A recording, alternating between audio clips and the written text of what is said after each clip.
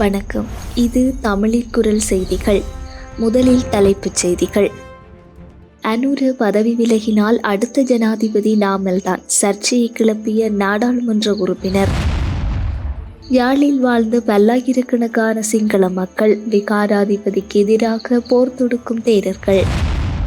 2 நாட்களில் மாத்திரம் 581 பேர் வைத்தியசாலையில். மக்களுக்கு வெளியான அவசர அறிவிப்பு.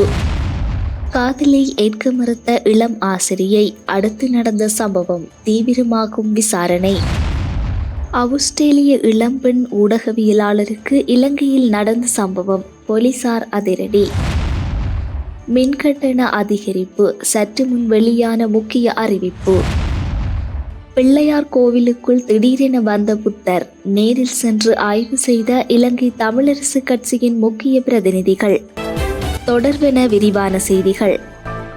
ஜனாதிபதி அனுரகுமார திசாநாயக்க எந்தவொரு காரணத்தாலும் திடீரென பதவி விலகும் நிலை உருவானால் நாட்டின் பொறுப்புகளை ஏற்க நாமல் ராஜபக்ச முழுமையாக தயாராக இருப்பதாக முன்னாள் பொதுஜன பெரமுன நாடாளுமன்ற உறுப்பினர் ஜனக வக்கும்புர தெரிவித்துள்ளார். புத்தாண்டை முன்னிட்டு நடத்தப்பட்ட ஊடகவியலாளர் சந்திப்பில் கலந்து கொண்டு உரையாற்றிய அவர், இந்த ஆண்டுக்குள் தற்போதைய அரசாங்கத்தை அதிகாரத்திலிருந்து அகற்றுவதற்காக தமது கட்சி முழு வலுவுடன் செயற்படும் என குறிப்பிட்டார். முன்னாள் ஜனாதிபதி கோட்டாபய ராஜபக்ஷ பதவி விலகியதைப் போலவே தற்போதைய ஜனாதிபதிக்கும் அத்தகைய நிலை ஏற்பட்டால் நாட்டை வழிநடத்த எந்தவித தயக்கமுமின்றி நாமல் ராஜபக்ஷ முன்னணியில் நிற்பார் என அவர் வலியுறுத்தினார்.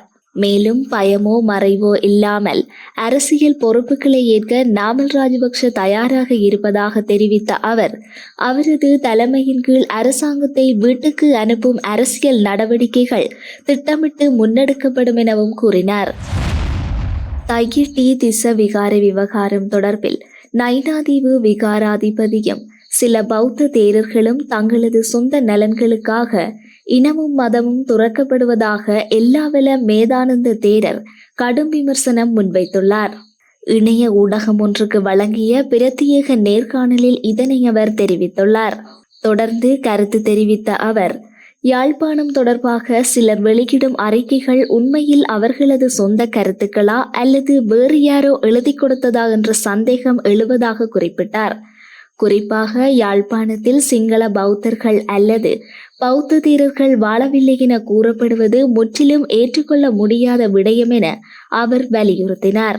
அவர் மேலும் கூறுகையில், ருகுணு பகுதியில் வாழ்ந்த கரியகால திஸ்ஸ என்பவர் தான தர்மம் செய்ய விரும்பி சிங்கள பௌத்த தீரர்கள் அதிகமாக வாழும் பகுதி எது என விசாரித்த போது அக்காலத்தில் தென்பகுதியில் கிடைத்த தகவல்களின் அடிப்படையில் புங்குடு தீவில் 1000க்கும் அதிகமான பௌத்த தீரர்கள் வாழ்ந்ததாக தெரிவிக்கப்பட்டதாக கூறினார். இதனைத் தொடர்ந்து அவர் புங்குடு தீவுக்கு சென்று தான தர்மங்களை மேற்கொண்டதுடன் படகு சேவையையும் ஆரம்பித்ததாகவும் இவ்விவரங்கள் பாலி நூல்களில் பதிவு செய்யப்பட்டுள்ளதாகவும் எல்லாவல மேதானந்த தேரர் சுட்டிக்காட்டினார். மேலும் புங்குடு தீவில் இவ்வளவு பெருந்தொகையான தேரர்கள் வாழ்ந்திருந்தால் அவர்களை பராமரிக்க தேவையான பொதுமக்கள் அங்கு வாழ்ந்திருக்க வேண்டும் என்பது இயல்பானது என்றும் அவர் தெரிவித்தார்.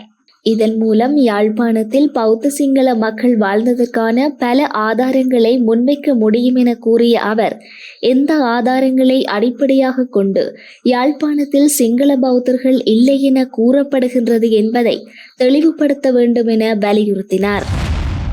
இந்த ஆண்டின் முதல் 2 நாட்களில் பதிவான டெங்கு நோயாளர்களின் எண்ணிக்கையை பார்க்கும்போது முந்தைய காலங்களுடன் ஒப்பிடுகையில் குறிப்பிடத்தக்க உயர்வு காணப்படுவதாக தேசிய டெங்கு கட்டுப்பாட்டு பிரிவின் சமூக மருத்துவர் பிரஷீலா சமரபீர தெரிவித்தார். இது குறித்து அவர் மேலும் விளக்குகையில், குறுகிய காலமான இந்த 2 நாட்களில் மட்டும் 581 டெங்கு நோயாளர்கள் உறுதிப்படுத்தப்பட்டுள்ளதாக கூறினார். குறிப்பாக மேல் மாகாணத்திலேயே அதிகமான டெங்கு நோயாளர்கள் பதிவாகியுள்ளமை கவலைக்குரிய விடயமாக இருப்பதாக அவர் சுட்டிக்காட்டினார்.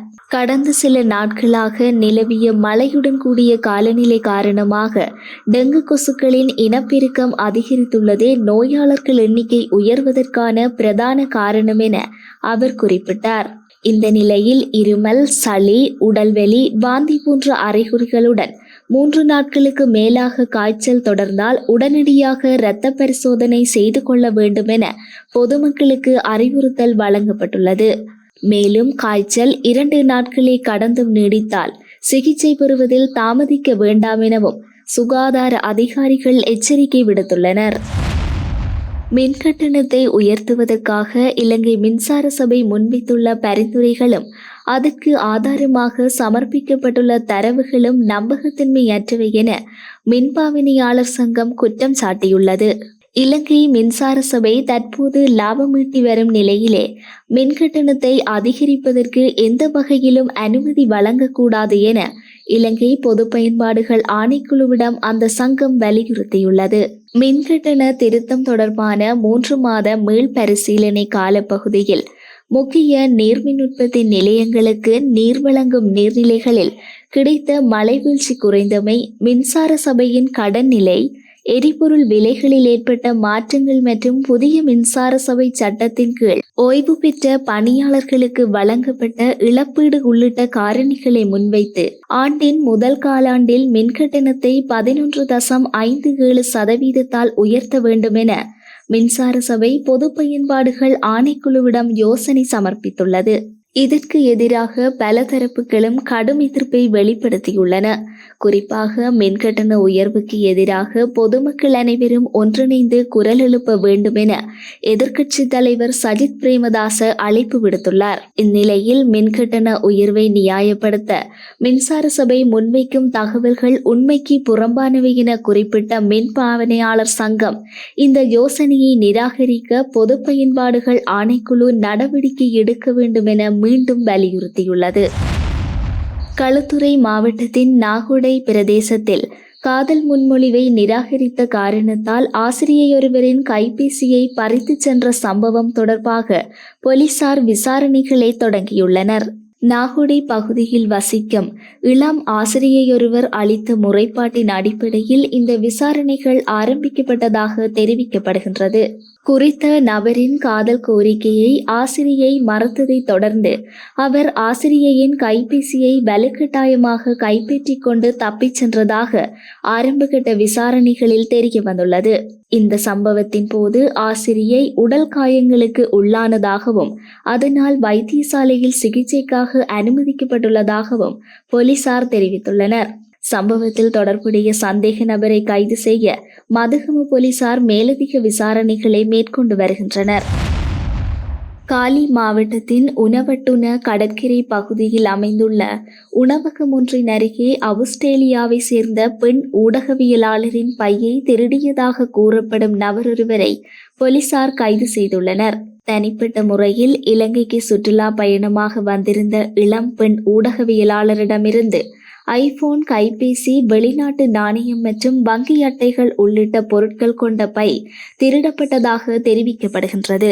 இந்த சம்பவம் தொடர்பாக உணவட்டுன சுற்றுலா போலீஸ் பிரிவில் உடனடியாக முறைப்பாடு பதிவு செய்யப்பட்டதை அடுத்து மேற்கொள்ளப்பட்ட விசாரணைகளின் பேரில் சந்தேக நபர் நேற்று கைது செய்யப்பட்டார். கைது செய்யப்பட்ட நபர் இன்று காலி நீதவான் நீதிமன்றத்தில் முன்னிலைப்படுத்தப்பட உள்ளதாக போலீசார் தெரிவித்துள்ளனர். இச்சம்பவம் தொடர்பில் மேலதிக விசாரணைகள் தொடர்ந்து நடைபெற்று வருகின்றன. தொல்பொருள் திணைக்களத்தின் கட்டுப்பாட்டில் கொண்டுவரப்பட்டுள்ள திருகோணமலை கன்னியா பகுதியில் அமைந்துள்ள வரலாற்று பெருமை கொண்ட பிள்ளையார் ஆலயத்திற்கு சொந்தமான காணியை இலங்கை தமிழரசு கட்சியின் முக்கிய பிரதிநிதிகள் நேரில் சென்று ஆய்வு செய்துள்ளனர்.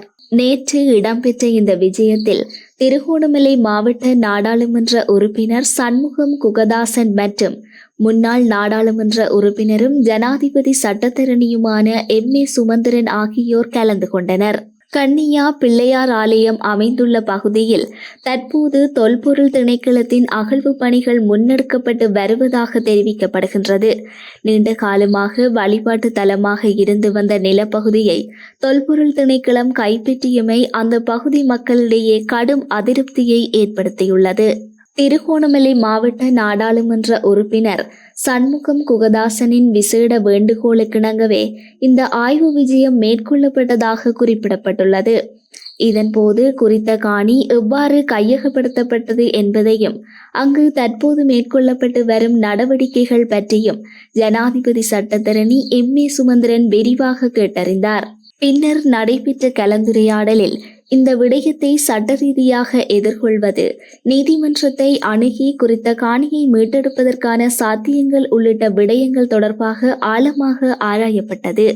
மக்களின் வழிபாட்டு உரிமைகளையும் அந்த பகுதியின் வரலாற்று அடையாளங்களையும் பாதுகாக்கும் நோக்கில் இந்த விவகாரத்தில் இரு நாடாளுமன்ற உறுப்பினர்களும் ஒருங்கிணைந்து செயற்படுவதாக அவர்கள் தெரிவித்தனர். இதனையடுத்து ஊடகங்களுக்கு கருத்து தெரிவித்த எம்.ஏ. சுமந்திரன் திருகோணமலை கன்னியா வெந்நீரூற்று மற்றும் பிள்ளையார் ஆலயம் தொடர்பில் கடந்த சில ஆண்டுகளாகவே பிரச்சினைகள் நிலவி வந்ததாக நினைவூட்டினார். அவர் மேலும் கூறுகையில், பிள்ளையார் கோயிலை புனரமைக்கும் முயற்சிகள் தடுக்கப்பட்டதுடன் கோயில் மேடையில் பௌத்த கொடி நாட்டப்பட்டு தொல்பொருள் திணைக்களத்தின் அனுமதியின்றி எந்தவித கட்டுமானமும் செய்ய முடியாது என அறிவிக்கப்பட்டதாக தெரிவித்தார். 2019ஆம் ஆண்டு அந்த பகுதியில் விகாரையொன்றை அமைக்க முயற்சி மேற்கொள்ளப்பட்ட போது திருகோணமலை மேல் நீதிமன்றத்தில் வழக்கு தாக்கல் செய்யப்பட்டதாகவும் இதன்போது இடைக்கால தடை உத்தரவு பெறப்பட்டதாகவும் அவர் குறிப்பிட்டார். நீதிமன்றத்தில் சமர்ப்பிக்கப்பட்ட ஆவணங்களில் பிள்ளையார் கோயில் சுமார் 150 ஆண்டுகளாக இருந்ததற்கான ஆதாரங்களும் அதற்கு முன்னர் அங்கு பண்டைய விகாரை இருந்ததாக கூறப்படும் தகவல்களும் முன்வைக்கப்பட்டதாக அவர் விளக்கினார். அந்த சூழ்நிலையில் பண்டைய விகாரை இருந்ததாக கூறப்படும் பகுதியை தொல்பொருள் திணைக்களம் பாதுகாக்கலாம், ஆனால் அங்கு புதிய கட்டுமானங்கள் மேற்கொள்ளப்படக்கூடாது என்ற இணக்கப்பாடு எட்டப்பட்டதாக சுமந்திரன் தெரிவித்தார். அதே நேரத்தில் பல தலைமுறைகளாக இருந்த பிள்ளையார் கோயிலை தனியாக அளவீடு செய்து வேறு இடத்தில் மீள அமைக்க அனுமதி வழங்கப்பட்டதாகவும் அவர் கூறினார். இவ்வாறு நீதிமன்றத்தில் எட்டப்பட்ட இணக்கப்பாட்டுக்கு முரணான வகையில் தற்போது சில நடவடிக்கைகள் முன்னெடுக்கப்படுவதாக முறைப்பாடுகள் கிடைத்துள்ளதாகவும் இதன் காரணமாக இந்த விடயம் மீண்டும் நீதிமன்றத்தின் கவனத்திற்கு கொண்டு செல்ல தீர்மானிக்கப்பட்டுள்ளதாகவும் எம்.ஏ. சுமந்திரன் குறிப்பிட்டார். உண்மை செய்திகளை உடனுக்குடன் தெரிந்து கொள்ள தமிழின் குரல் சேனலை சப்ஸ்கிரைப் செய்து கொள்ளுங்கள்.